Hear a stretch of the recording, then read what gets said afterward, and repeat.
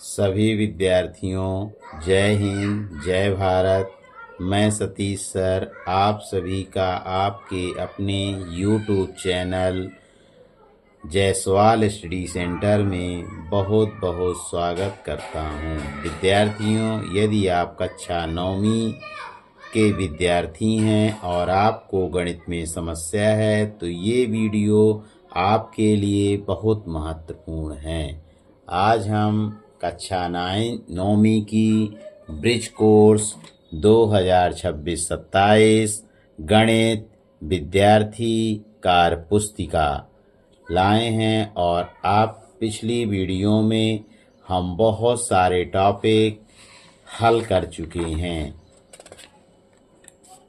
जैसे संख्याबोध, दूसरा मूलभूत क्रियाएं, तीसरा संख्याओं के गुणनखंड, गुणज, भिन्न, दशमलव और घातांक व घात, चौथा है बीजीय व्यंजक। आज हम अगली वीडियो में 5 अध्याय हल करेंगे। समतल आकृतियों का परिचय, परिमाप और क्षेत्रफल।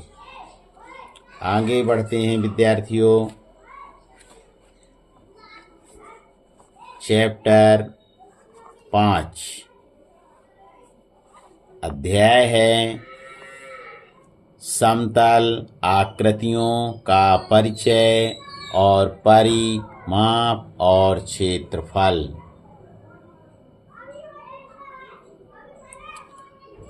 बिंदु वह ज्यामितीय आकृति है जिसका कोई आकार, माप या आयाम नहीं होता है, केवल स्थिति होती है, वह शून्य आयामी होता है और इसे अंग्रेजी के बड़े अक्षर जैसे ABC से व्यक्त किया जाता है।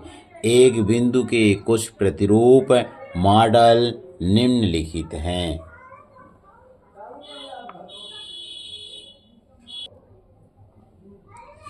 ये प्रकार की नोक है, ये बिंदु को दर्शाता है।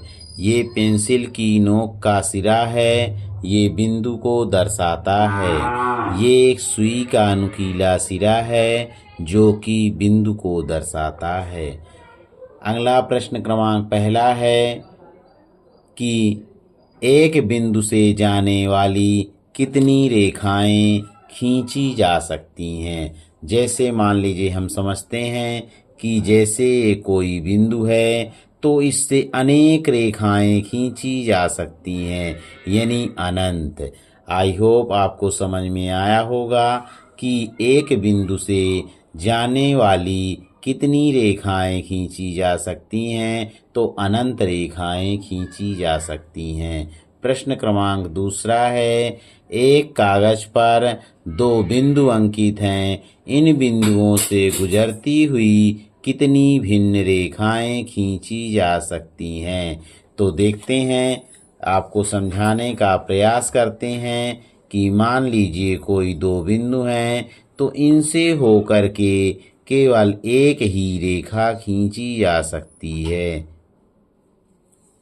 अगला प्रश्न क्रमांक तीसरा है, एक बिंदु की कितनी बीमाएं होती हैं। इसमें आपको ऊपर प्रश्न में ही बताया गया है कि इसमें शून्य बीमाएं होती हैं, तो इसका आंसर है शून्य। आई होप ये प्रश्नावली 5.1 कंप्लीट। अगली नेक्स्ट प्रश्नावली है 5.2, जिसको बहुत अच्छे तरीके से समझाने का प्रयास करेंगे। अगली प्रश्नावली का है रेखाखंड। क्या है? रेखाखंड। रेखाखंड एक सीधी रेखा का भाग होता है। रेखाखंड एक सीधी रेखा का भाग है जिसके 2 अंत बिंदु होते हैं। 2 बिंदुओं को जोड़ने वाली सबसे छोटी दूरी एक रेखाखंड को दर्शाती है। बिंदु यश और टी का मिलान करने वाले रेखाखंड को यष्टि से दर्शाते हैं। देखिए इसमें एक रेखाखंड बनाई गई है जिसके कि दो अंत बिंदु हैं। पहला प्रश्न है, रेखाखंड को परिभाषित कीजिए। दो बिंदुओं को मिलाने वाली सबसे छोटी दूरी को रेखाखंड कहते हैं। इसके दो बिंदु होते हैं। मान लीजिए आपको समझाने का प्रयास कर रहे हैं कि एक ये बिंदु है और एक ये बिंदु, इसके एक ये और एक बी है और इसके इधर से हम इन दोनों को मिलाते हैं और इसके दो बिंदु होते हैं ए और बी। अगला प्रश्न क्रमांक दूसरा है, क्या एक रेखाखंड की निश्चित लंबाई होती है? हाँ, एक रेखाखंड की लंबाई निश्चित होती है। देखते हैं कि जैसे हमने बनाया कि ए और बी, तो अगर हम यहाँ लिखें कि इसकी लंबाई 4 सेंटीमीटर है तो हाँ, एक रेखाखंड की लंबाई निश्चित है 4 सेंटीमीटर। अगला प्रश्न है, तीसरा प्रश्न है, एक रेखाखंड पर कितने अंत बिंदु होते हैं? तो अभी हमने बताया कि एक रेखाखंड के दो अंत बिंदु होते हैं। इसकी जो रेखाखंड की डिफिनीशन है, परिभाषा है, इम्पोर्टेंट है, IMP है। इसको आप पढ़ेंगे जिससे आपके तिमाही पेपर में बन सके आप लोगों से। अगला प्रश्न है, चौथा प्रश्न, आकृति में दिए गए रेखाखंडों के नाम लिखिए। तो ये हमें आकृति दी गई है जिसमें कहता है कि इनके रेखाखंडों के, तो पहला रेखाखंड LM है, दूसरा रेखाखंड MP है, तीसरा रेखाखंड PO है और चौथा रेखाखंड RQ है। अब अगला प्रश्न क्रमांक दूसरा है, चित्र में अंकित 5 बिंदुओं में से कौन से बिंदु एक रेखाखंड के उभयनिष्ठ बिंदु नहीं हैं? देखते हैं, L और R। L से रेखा शुरू होती है और यहाँ R से रेखा का अंत होता है, यानी ये दोनों उभयनिष्ठ बिंदु नहीं हैं। अगला प्रश्न क्रमांक तीसरा है, कौन से बिंदु उभयनिष्ठ बिंदु हैं? देखते हैं कि यहाँ M से एक यहाँ रेखाखंड ML है और दूसरा MP है और दूसरा P से एक P से O है और एक P से M है। अगला एक O से P है और O से R है, यानी M P Q ये उभयनिष्ठ बिंदु हैं।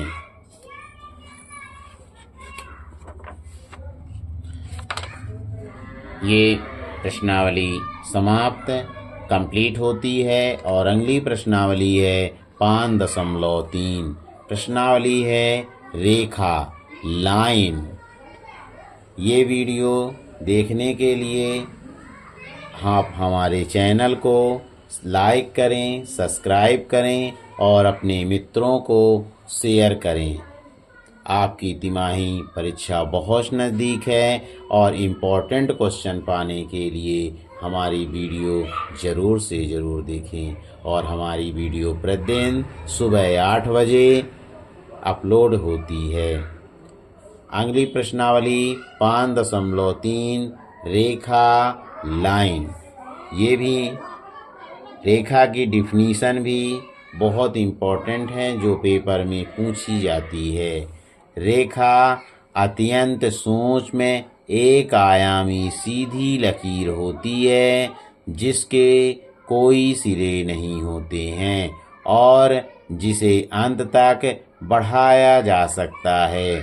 एक रेखा यष्टि को दोनों तरफ बिना किसी अंत के विस्तृत करके एक रेखा प्राप्त होती है। इसे यष्टि से व्यक्त करते किया जाता है और कभी कभी रेखा को LM अक्षरों से व्यक्त करते हैं। रेखा पहला प्रश्न है, रेखा को परिभाषित कीजिए। हल है रेखा। रेखा अत्यंत सूक्ष्म सीधी लकीर होती है जिसके कोई सिरे नहीं होते हैं, जिसे दोनों सिरों में अनंत तक बढ़ाया जाता है। देखिए ये एक रेखा बनी हुई है जिसे यस और टी थे, इसके दोनों सिरों तक इन्हें आगे तक बढ़ाया गया है। अगला प्रश्न क्रमांक दूसरा है, एक रेखाखंड और एक रेखा में मुख्य अंतर क्या होता है। देखिए एक रेखाखंड और रेखा में हम अंतर बताएंगे। इसके दोनों रेखाखंड इसके दो निश्चित अंत बिंदु होते हैं, इसलिए इसकी लंबाई निश्चित होती है। रेखा का कोई अंत बिंदु नहीं होता है, इसकी लंबाई अनंत होती है। ये प्रश्नावली कंप्लीट। आई होप आपको समझ में आई होगी। अगर समझ में आई हो तो आप अपने मित्रों को शेयर करें। अगली प्रश्नावली, नेक्स्ट प्रश्नावली 5.4 प्रश्नावली है किरण। किरण एक ऐसी रेखा होती है जिसका एक प्रारंभिक बिंदु होता है और वह प्रारंभिक बिंदु से एक ही दिशा में अनंत तक फैली रहती है। चित्र में किरण की आकृति देखिए। इस किरण पर दो बिंदु अंकित हैं। बिंदु ए से प्रारंभिक बिंदु है और दूसरा बिंदु पी किरण पर स्थित है। इस पर एक किरण को एपी से व्यक्त करते हैं। इसमें देखिए एक किरण बनाई गई है जिसका प्रारंभिक बिंदु ए है और ये पी बिंदु किरण पर स्थित है।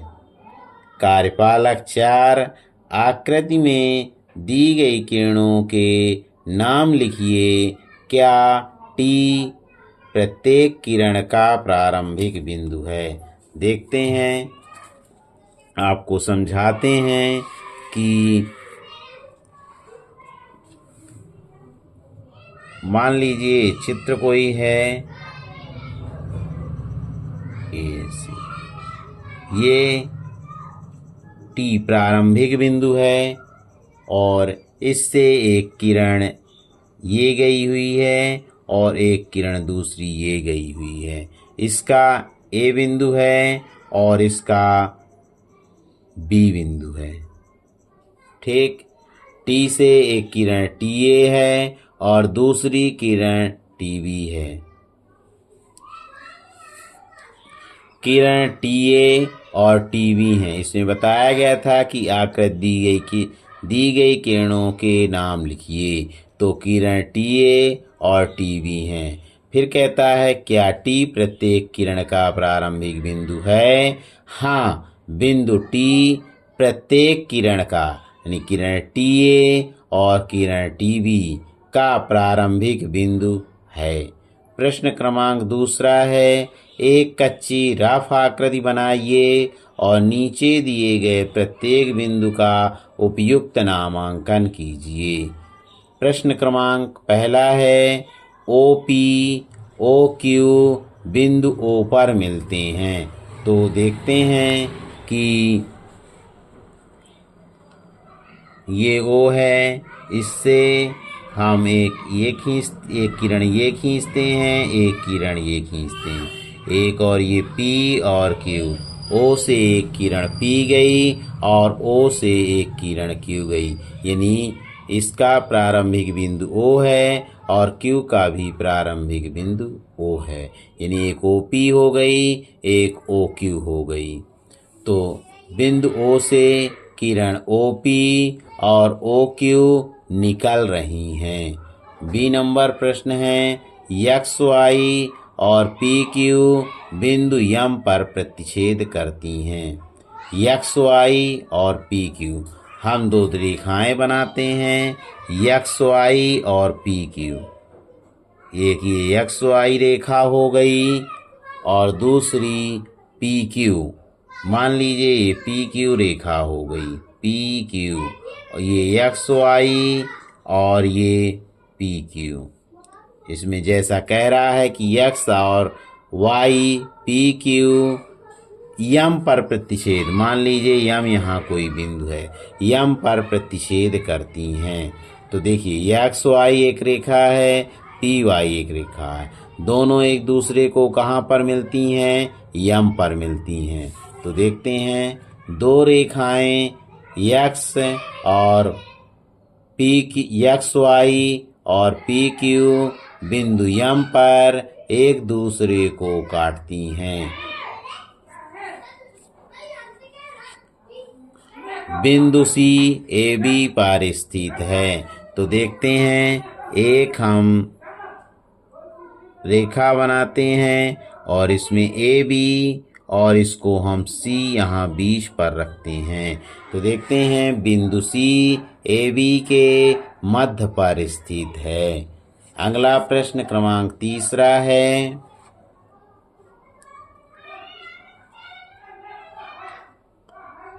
प्रश्न क्रमांक 3 आकृति में निम्नलिखित के नाम बताइए।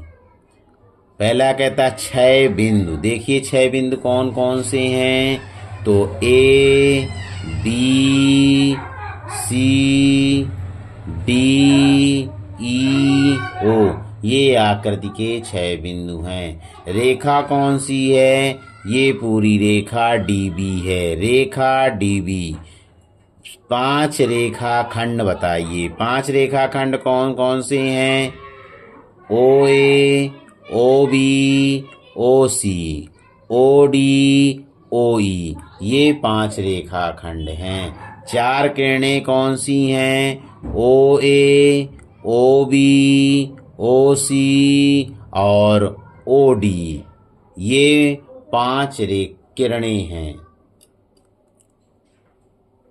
आगे बढ़ते हैं। अगली प्रश्नावली 5.5, इसको हम अगले वीडियो पर देखेंगे और ऐसी ही इम्पोर्टेंट वीडियो देखने के लिए आप हमारे चैनल को लाइक करें और सब्सक्राइब करें। आई होप आपको समझ में आया होगा। नेक्स्ट इम्पॉर्टेंट क्वेश्चन की वीडियो देखने के लिए मेरे चैनल को सब्सक्राइब करें। मेरी वीडियो सुबह 8 बजे अपलोड होती है। अगर आप चैनल पर नए हैं तो लाइक करें, सब्सक्राइब करें और आप अपने मित्रों को शेयर करें। थैंक यू, धन्यवाद।